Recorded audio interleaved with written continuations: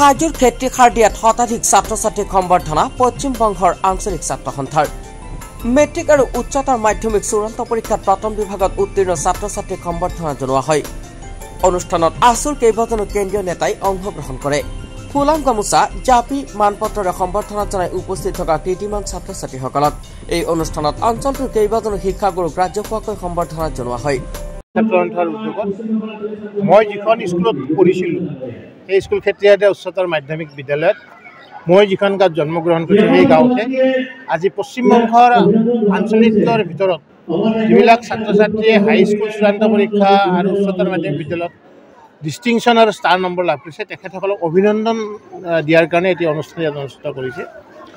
আমাৰ অঞ্চলৰ ল'ৰা ছোৱালী অতি সন্তোষজনকভাৱে তেওঁলোকে জীৱনৰ বুনিয়াদ গঢ়াৰ কাৰণে শিক্ষা ব্যৱস্থাৰ দুটি স্তৰ তেখেতে আসলে আগবাঢ়ি গৈছে।